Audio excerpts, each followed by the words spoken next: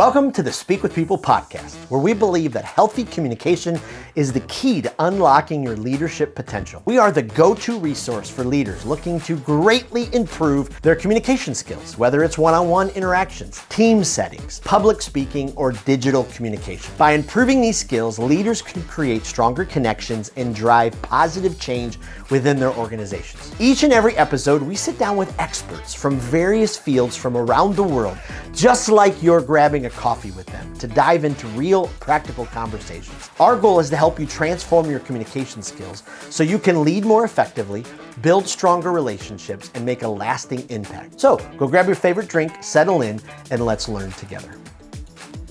Well, how do you stop self-doubt from creeping in and holding you back? How do you build confidence that doesn't crumble, especially when you're under pressure? We as leaders, we deal with a lot of pressure. We deal with stress. How do you not let all of that self-doubt, how do you not let all that stress really begin to crack at the surface and then kind of crumble your leadership? Well, if you have ever found yourself second guessing your leadership abilities, if you've ever struggled with imposter syndrome, or you're feeling like you're not enough, this episode is for you. I am so excited to have our guest, Lisa Tarkington, on the podcast today. I have gotten to know her online from afar. I've appreciated so much how she leads, the content that she puts out. We had a great call a couple weeks ago, begged her if she would be on the podcast. I mean, I think it was weeks worth of gifts from all around the world. No, I'm just kidding. But Lisa, it is really an honor to have you on the podcast.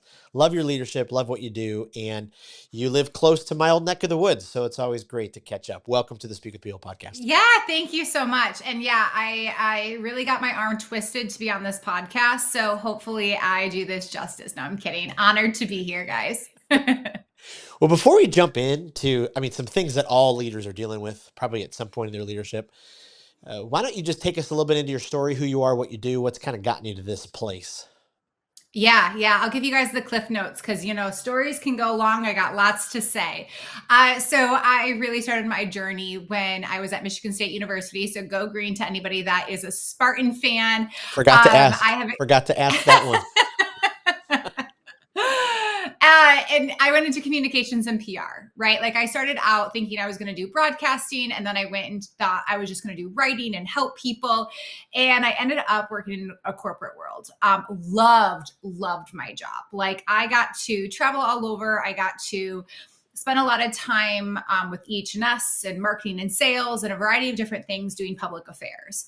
During that time for me, I was also struggling, right? Like I came from college where I was already having self-esteem issues, confidence issues. I was always told I was a leader, didn't really know what that meant. And so I started to write about it. Now, I'm going to take us back when blogs were not popular, when sharing your story was not popular. It's very popular now. And so when I first started, I got a lot of criticism. Of, what are you doing? Why are you sharing your story? Are you sure you want to put this out to the world? And so that's really where I had a blog at the time called Self-Love Beauty. And what that evolved to while I was building out my corporate career, I was building out this blog and I just kept getting asked, is there more? Is there more? Right? And so I decided to flip my blog into an LLC. 2 years later, I flipped it into a nonprofit.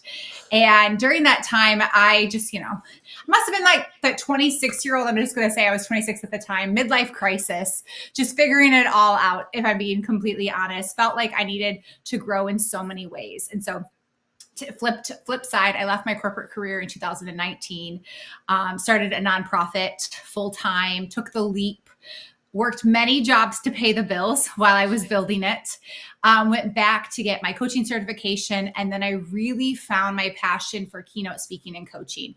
It's my jam. Again, I love what my nonprofit does, but if you were to boil down what I am the best at, it's being a visionary, it's being a coach, and it's being a keynote speaker. And I love teaching people about leadership, confidence, and communication.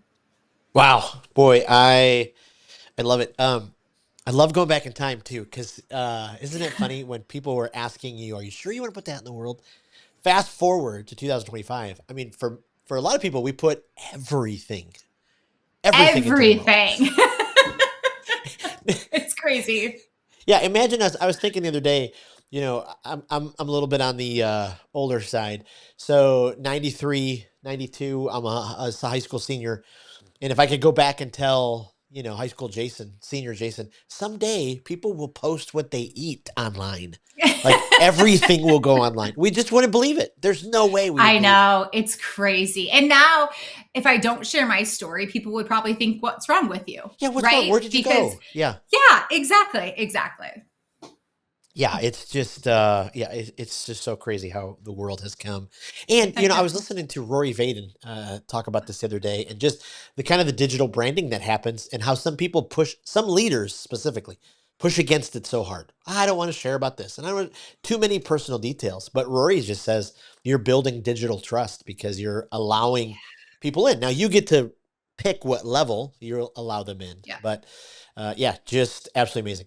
One of the best things that I still do, even though I live in Tampa and when I travel around the country, is I still share, with my hand where I used to live in the middle of the mitten. And so I love that. it's, I know when I share that with people that don't live around like the area, they're like, "Oh, you're a Michigan mitten girl. You're gonna put the mitten up." I said, "Yes, I am. It's the only way I know how to explain how close I am to the closest airport, basically, which is Detroit, right?" right.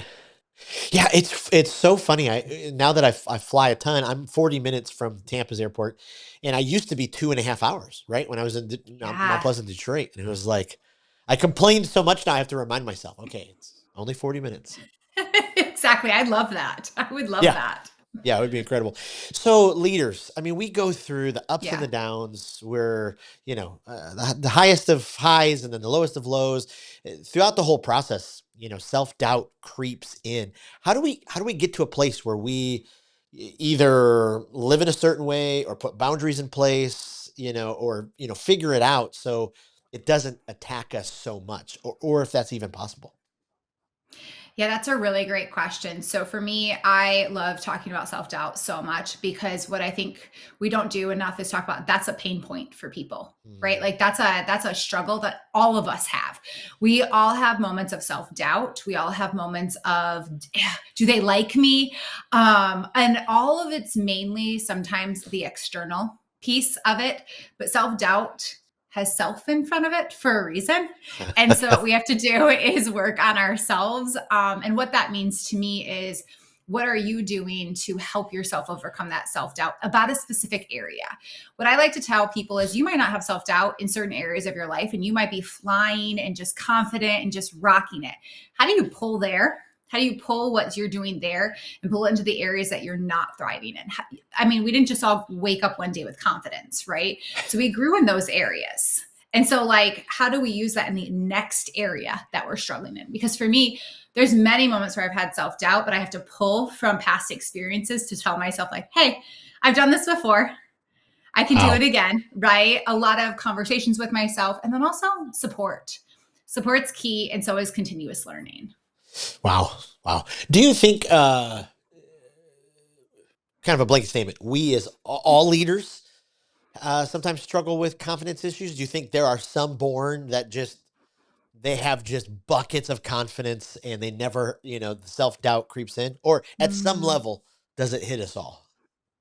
So I think it hits everybody. I'll just Mm. be honest. I think a Yep. lot of us think I really hate this phrase, but I'm going to say it for a second.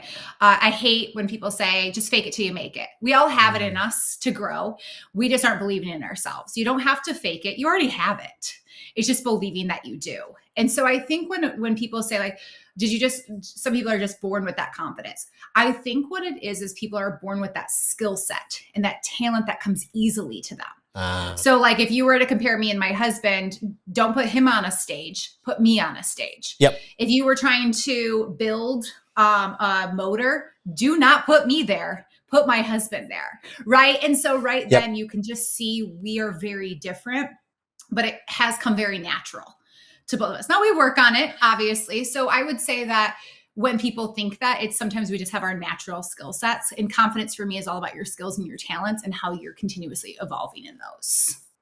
Wow. Wow. I love that. So then, as a leader, then how important is it for your inner world? We can talk about outer world in a second, but your inner world to be healthy. How important is it for you as a leader to be doing routines, habits, exercises, to make sure what's inside is healthy. And so walk us through that. Yeah, so I'll first start by saying we've all worked for two different types of leaders: the leaders who are taking care of themselves and the leaders who aren't taking care of themselves. We can tell right away by their mannerisms, by their energy, by their tone, the way that they talk to us, just and how maybe even honestly negative they can be or micromanagey they can be.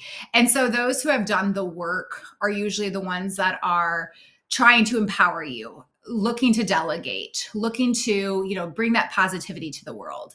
And so step by step to that is deciding what type of leader do you want to be? What type of leader do you want to have? Right. Wow. And I think it's so important that people work on themselves. I mean, I will take us back to years ago.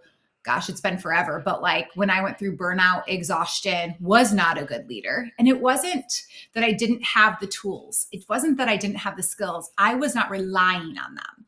I was just being honestly a negative person, and I wasn't getting myself out of the cycle. And so I had a choice, right? I can stay there.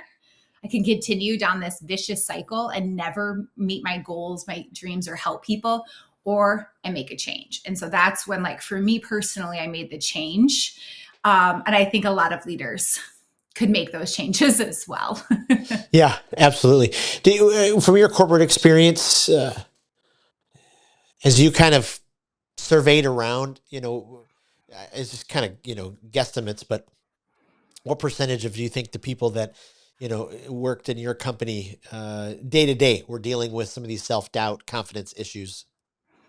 Yeah, so I'll actually give you a stat on self-awareness that kind of dives into it. So 95% of people believe that they have self-awareness. Only 10 to 15% of people actually do. I know. It's when you hear that, you're like, is that me? Do I fit under that 10 to 15%? Like, and so when I work a lot as a coach now with executives and leadership, it's very obvious to me the ones that have done the work and have worked on that and the ones that haven't. Absolutely. Yeah, I think of my early days leading staff, and I was still in the mode that they worked to make me look good. Instead of I worked to make them look good, and how could we as a team, succeed this together? What do you think are some of the things that help us, kind of develop in a healthy, leadership way, where we go from that kind of process to, I'm the best. You all are here to serve me, you little, peelings. Yeah. To, hey, I'm here to serve you. I want you to succeed. How do we? What kind of helps us through that process? Yeah, sometimes it's actually getting really hard feedback, to be honest with you. It's getting feedback that we don't want to hear. And honestly, as someone who has had an ego herself, in certain areas, when you have an ego, you have to start to check it at the door and think about why you're doing what you're doing. What's your purpose behind it? And for me, I always knew my purpose, but then it was about me. What's Lisa's purpose? But what I forgot to do was think about, well, what's the purpose of the project? What's the purpose of the strategy? How are we coming together? And then my job as a leader is not to hold people's issues or anything. It's to empower them to the next level. And so I think when people really can understand that feedback is a gift, then you filter through it. Yep. But self-awareness and confidence and everything is understanding, like, hey, you're going to have these things. Like, how are you going to push through them to help people? And once you start to guide yourself on why you're really a leader, it's a game changer. And for me, it's taken me years to get over my ego. People might think of it as FOMO. I think of it as an ego, right? Like, I don't have FOMO anymore if I'm not invited to a table because someone from my team is. And they're going because we built a culture where I don't need to be there anymore. Yep. I've empowered them and taught them the skills. And so when they call me excited, my job is to be the cheerleader and to also provide feedback now. Wow, I love that. I love it. What do you think? It's just a common part of being a middle manager. It's the first time you've, had the mantle. First time people are coming to you asking for time off. Like you're approving things. Do you think it's just part of the process? Do you think some of us have more self-awareness, and so, we're less capable of putting on the gotta control everything hat? But why does it seem that so many middle managers just really struggle with this process? everything's got to go through them and have a hard time letting go, letting their team lead? I think it's because we weren't taught those skills yet. So anybody that hasn't been a middle manager yet, my suggestion to you is get a coach, get support, start to find out these things and prepare yourself, because I will tell you, I did not have that. And then I became a middle manager. I became one of those that we're talking about. And I wish so much I would have learned the skills first before I threw myself into the fire of leading people, because it would have been a game changer, honestly. I think people just have like natural habits towards being a leader, but I think we're scared. They were my friends before. Now I have to be a leader. How do you find that balance? Oh, I have to give them feedback. Do I give it now? Do I decide to give that feedback later? Or do I just let these things pass and hope that they turn out, right? Yep. So I think middle managers are trying to figure out a lot. And then the other thing is they have pressures from above, and they're still learning their boundaries of how to say yes, how to say no, the types of questions to ask leaders to pass it back down. And so you're playing this like game of, you have two different people that quote unquote you're reporting to, in a sense. Yeah. Oh, that's so good. That's so good. I think about my life as a speaker. Confidence is great. You want to be able to walk into a stage and be confident, not be arrogant or an ass, but like, there's a humble way you can control the room, and there's a humble way you can, step on the stage and be ready. And that comes through a lot of preparation. It comes through making sure you're putting your audience first. So what are some habits? We've talked about some of them, but, kind of walk us through are there any daily routines that you recommend leaders do? Are there, ways to, get to that place where we're investing in ourselves? Would love to know your thoughts on that. Yeah. So I'll first start by saying what you said right from the beginning about like having confidence on stage. And then how do you come off confident, or do you come off cocky? Right. This is a question I get asked a lot. People are like, well, if I have too much confidence, I'll be cocky. Right. And what I've always responded to people with is, if you are that person that's using your confidence to help people, and you're encouraging other people, and you're bringing people along, you're not being cocky. When you make it all about you, that's different, right? Like no speaker is going on stage, or shouldn't be going on stage making about themselves. They're there to serve, right? But they have to be confident in what they're talking about. So there's the difference right there. You're not going to talk about like me, and everything that I can do. It's how these are the things you guys could be doing. And that's, I think, the biggest difference, I would say. When I think about what people could be doing right now, I think the biggest thing that I would tell anybody is, if you haven't spent a half day or a full day or a week reflecting on what are you good at when it comes to leadership, and what do you really need to work on, and have a moment just with yourself. Don't talk to anybody else about it. Just reflect, write about it, and start to notice where you're struggling. I mean, we all know it. We just don't want to admit it to ourselves. Let's be honest. I still have things I'm trying to work on, right? Absolutely. And so every day I'm having that reflection of like, okay, Lisa, reel it in, right? Like, you got to work on this, or, okay, I've seen a lot of improvement here. And so the minute you can start to just like owning it and having those reflections, then you put action in. But I think some people put the action in front of the actual reflection, because they're getting feedback from people. Oh, you need to do this. Oh, you need to do that. But they haven't even looked internally of like, well, what do I want to do? How do I want to be a leader? Where do I want to grow? Oh, I love that. And that's a tough process. We get into the busyness of life, and we're just soaring, and then we want to succeed at work. And so, we're not doing the thing that they teach us when you get on an airplane, right? Like if oxygen masks drop, we're supposed to put it on ourselves first. And that's, so often as leaders, we're doing the opposite of it. And then we kind of get drained. You talked in your story about kind of getting to that burnout place. What were some of the signs that you started to recognize in your own life and leadership where you're like, okay, I'm not running right here. Like what is going on here? Yeah, that's a really great question. So I would say a few different things. So you're so burnt out that if someone brings you a new project, you physically are just like, nope, I can't take on anymore, right? And it's not that you can't, you just physically, you're tired. Yep. Or when someone's giving you feedback, you become very defensive because you're so tired or so exhausted or so mentally not there that you're not in a positive mindset to ask more questions, ask more feedback. I found myself cutting corners. I just wanted to get things done. And so I was like, okay, if I get these things done, then I can go take a break. I mean, I never was taking breaks, but like I just kept telling myself that. So those were some signs. I was really negative too. I wasn't the person that you were like, oh, we should invite her to happy hour, right? Like you weren't like, I wasn't getting invited because I was negative. Yep. Or I was getting invited and they're like, oh, great, she's negative, right? Like, Yeah. so, or then I just felt like I had to keep putting on a smile. Oof. Those were, I would say, some mental pieces. What physically happened though to me is my body actually broke down. So I started to get physical like chills. I was at an event and I literally had to sleep in between every piece of our conference and I could barely get out of bed. And I just remember having those hot, cold flashes and leaders would want to meet with me. And I'd be like, okay. So I'd like throw my hair and makeup together, go downstairs. And then the minute that was done, I'd go back upstairs. I couldn't even stay up past we had events till like 11 o'clock at night. I couldn't even stay up for those. So I just kept missing out on things because I wasn't taking care of myself. And then I landed myself on bed rest for a full week. And so the mental came before the physical for me. And I think that happens a lot for people. So if you can start to recognize the signs right away, you won't have to go through what I went through. Oh, absolutely. So painful. Part of leadership is, being helpful, speaking life into the people on our teams, even if you're not, the manager or you're not, overseeing anyone. Sometimes we think, what I say doesn't matter, but I don't really think that's the case.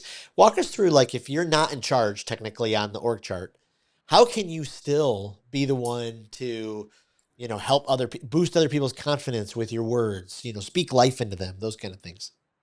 Yeah. So I would say everybody's a leader. Doesn't matter what level you're at. Everybody's a leader. Everybody has a leadership skill.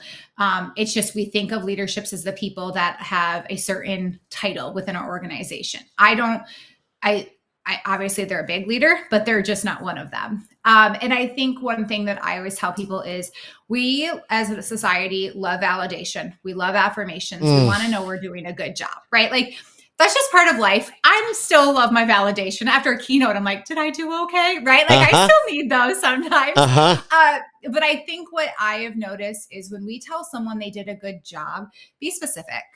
Yeah. Because when I'm told I'm doing a good job, I want to know what I'm doing a good job on. Did you like my energy? Did you like what I said? Did I like present that project well? So what I think you can do as a peer-to-peer or just anybody is like really point that out. And I think another thing is our brains are wired to love celebration. It's just science behind it. And so if you can reward people for A, giving you feedback, B, like, standing up for something, or even like saying like, hey, we're going to put this project on pause because it doesn't fit within our strategy. Like, right. Like, how are we rewarding people for actually being strategic, for, listening to, like, speaking up and not being defensive, but allowing themselves to take that feedback or give that feedback. That's something too we don't do enough of. We just slap wrist and hands when something's wrong versus when something is right. And I don't think people do it because they're trying to be mean. It's because we don't think about it. Yep. We don't think that person needs to hear it. But I think validation is really important. And I think that it's sometimes painful because you're like, why do I have to keep giving these people validation? But then I look internally and it's like, well, we all need it. Yeah. Regardless if we say we don't. Yeah. It's amazing. I think about, you study people, you look around the room. To me, it seems like most people, their encouragement tank is not overflowing. It's not on 3/4, it's not even half a tank. If a quarter of the tank, they're lucky. I can't remember the exact survey, but the amount of discouraging things to the amount of encouraging things that are said to us at work far outnumber. And so, why don't we take more opportunities to congratulate someone? I get it. Sometimes we're not healthy. Sometimes it's a dog eat dog eat world. We're trying to tear each other apart. But the leaders that really stand out are the ones that, put everyone else first. It's crazy how it works that way. Yeah, it is. And I think that that's probably one of the hardest things as leaders is you have to be very selfless. And that's like one of the things people do not give leaders enough credit. Like hands down, I don't think leaders get enough credit. I know that there are there are not great leaders out there. I'm well aware of that. But there are a lot of good ones too. And we just pick them apart saying, I need to make more money. I wish my leader was doing this. I wish I was doing that. I think that leaders are doing sometimes the best that they can with the information or what they're given and what they know. And I, as a leader, have noticed many times where I felt taken advantage of as a leader. And it was like, gosh, like I need a break too. Like I'm trying to acknowledge you guys, but I always say to people that if you have a leader, let them know that they're doing a good job, because we forget that just as much as they have to give it to you, they need to hear it as well. Yep. Yeah, it's so crazy how sometimes we'll shy away from that, or we don't want to be seen as a kiss ass, or some of these other things, and we're like, oh no, but we don't. Sorry for all the office references, our regular listeners. If you're not into the office, maybe you are at this point, but my prime example is Andy Bernard when he first gets introduced to the office, and he's just all over Michael. We don't have to be like that, but to occasionally thank our boss or to say, hey, we appreciate everything that you're going on. Because a lot of them are carrying things that we have no idea they're even carrying. For years, as I looked at the org chart, I had so many criticisms for the people up top. I'm like, why don't they do this? Why don't they do that? And then after all those years, you get to that place and you're like, oh, there's so much I didn't see. So true. And also, like, I've heard people say, like, they get paid the big bucks. Like, they have it easy. We're doing all the grunt work. And I'm like, yeah, but then I think about, like, I started with the grunt work. I still do grunt work. Honestly, we all do it. But I think that that's like, well, they've worked really hard for those positions. Don't discount it, because when you're in their position, you're not going to want someone to discount the work that you did to get there either. Right. Well, I think about you, as a starter. I mean, people who start things, we're crazy. Like, why would you ever want to start something? Getting something brand new off the ground. I mean, those of us who are more entrepreneurial and we're dreamers, we're like, you kind of get lost in the dream of how great it's going to be.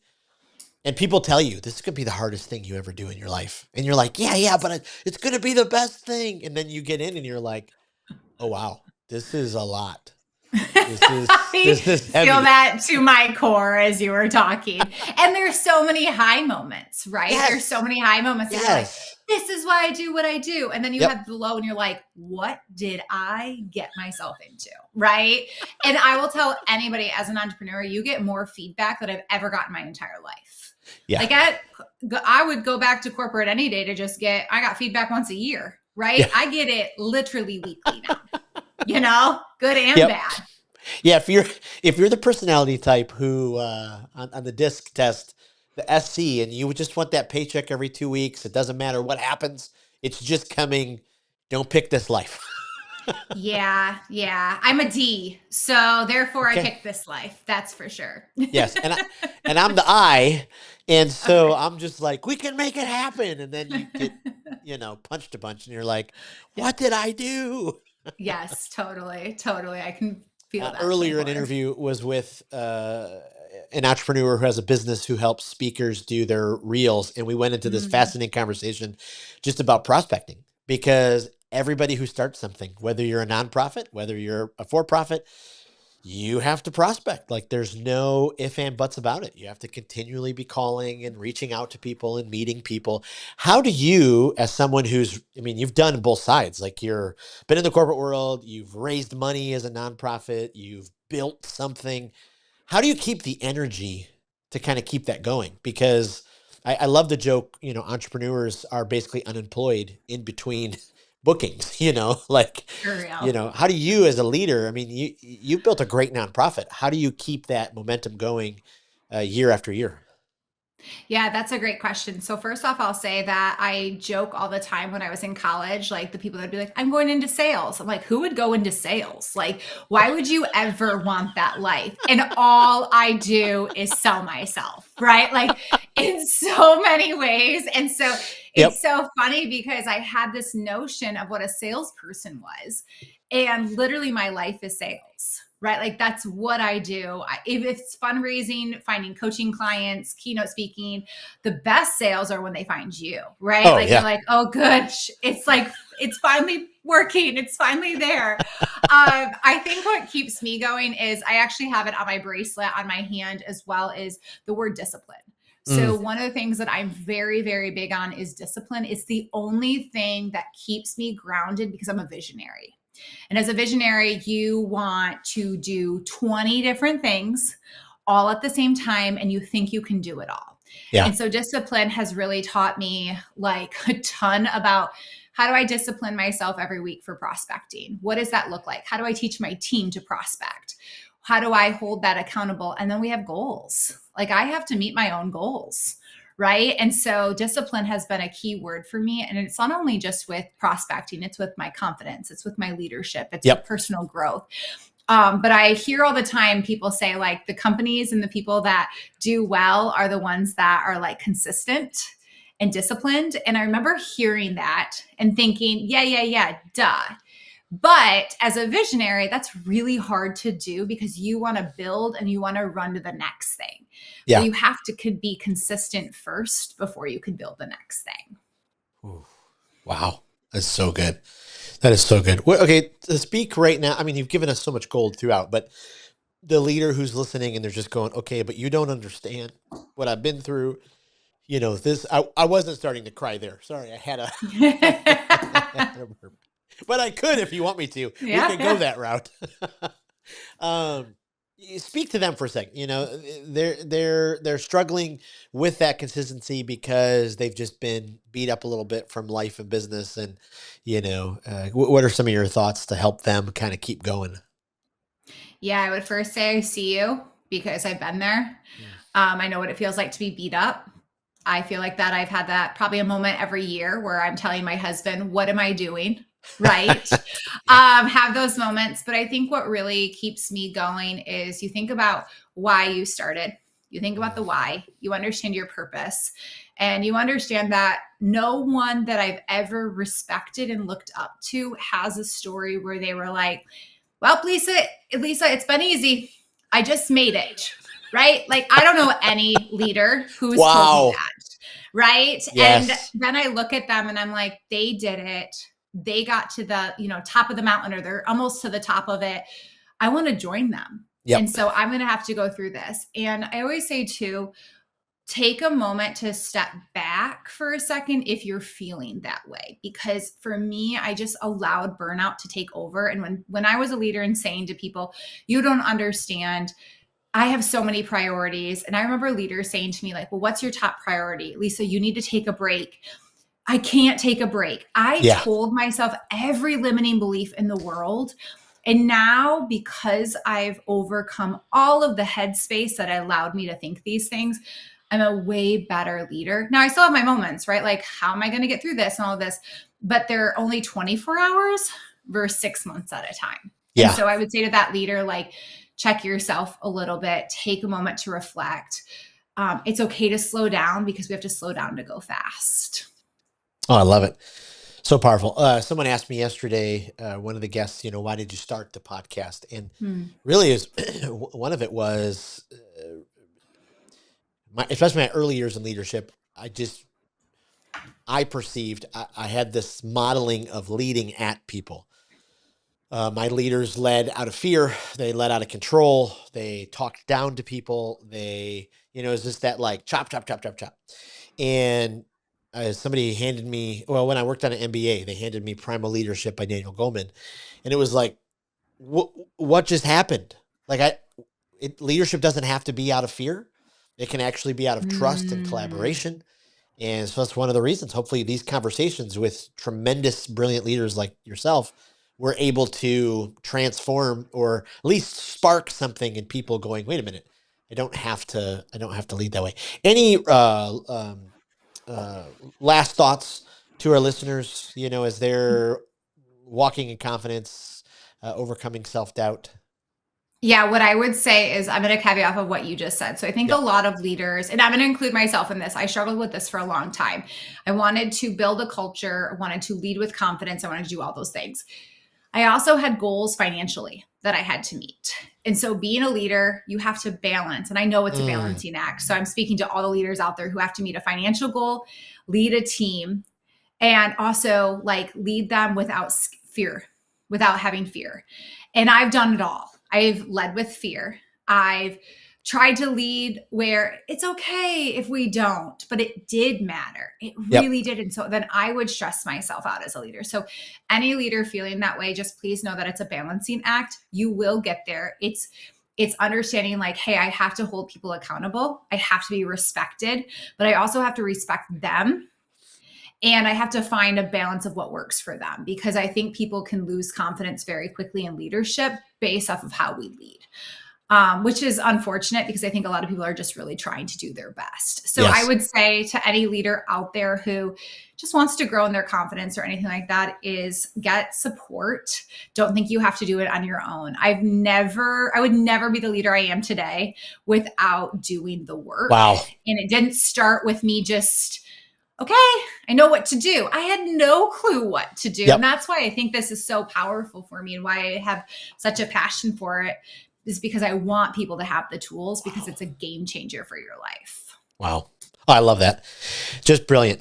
Before I let you go, we ask every guest some rapid fire questions. We're building this online communicators library, hopefully a place our listeners can go and find new resources, something that will spark something different. But we talk to a lot of speakers on this podcast.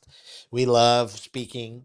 Is there a speaker in your life that every time you hear them, they just remind you of how great the world is, how amazing you can be? They just knock it out of the park, and you can't wait to tell other people about them. I'll actually give you two. So, Judy Holler is just someone who, like, if you even follow her on Instagram, her energy is so contagious. She just has this like energy that I admire. And then Mimi Brown, she's actually from Michigan. She lives here now. She actually has so much energy too.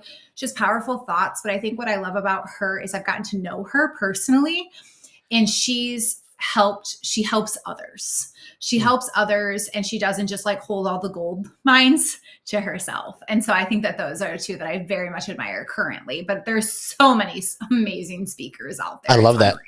That's great. If you're a podcast listener, not everybody is, but if you are, is there a guilty pleasure or a development podcast that every episode you're forwarding it to people, you're like, you got to listen to this?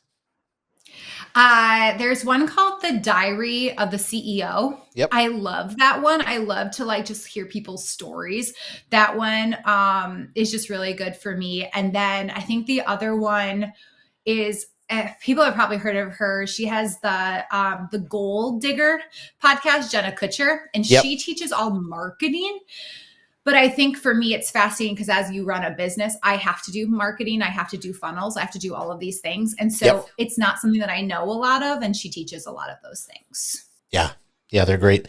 Actually, today on Diary of a CEO, Mr. Beast, his episode was on. I saw those clips on TikTok, so I need to watch it. I'm like, yeah, I gotta on my walks. I can't wait to listen to this one because it's just gonna be fascinating. It's gonna be fascinating. So lastly, I know. if there's a book, somebody's getting ready to go to a desert island, and you're like, you've got to take this book. Only book you can take. What do you recommend? Oh, so I'm going to say two books. And the first one, honestly, is this one was really a game changer. I think I read it too late, meaning like I was already implementing some of these things, but Buy Back Your Time by Dan Martell. Yep. I'm obsessed with his TikToks too. So he's just amazing. And then the other one is Zone of Genius by Gay Hendrick. I love teaching Zone of Genius. And when you can find your Zone of Genius, it's key. So I would say that first one, Buy Back Your Time, then Zone of Genius second. I love it. I love it. Well, tell us about you. Where can we listen to your great podcast? Because you have a phenomenal podcast. Where can we find you online? All that kind of stuff. Yes, my podcast is called The Confident Podcast. We're on Spotify and iTunes, and honestly, every platform that the podcast world is on. My nonprofit is online at leadconfidently.org, and then my personal website is lisatarkington.com. So, and then of course, I'm on LinkedIn, TikTok, Instagram. Make sure you DM me if you need any support. I'm happy to help you. Amazing. Amazing. Well, thank you so much. You really are a gift to many, many leaders. Thank you for all that you do to encourage people and, keep challenging us to lead confidently. Appreciate it so much. Yeah, thank you for having me, and thanks for all you do as well. Thanks for tuning in to today's episode of the Speak with People podcast. It means the world to us when you share this episode. Thanks for liking, subscribing, or following the podcast. That really does help the podcast get into more ears and into more leaders listening. Also, don't forget, we have 2 exciting resources for you. The first is go to Facebook and join the Speakers Group. This is a community designed for leaders who want to grow their communication skills. Also, go to speakwithpeople.com/skills library to access the Communication Skills Library. It is an online resource chock filled with resources that will inspire you and transform you and grow your communication skills. Thanks again for being a part of the listening community. We cannot wait for the next episode.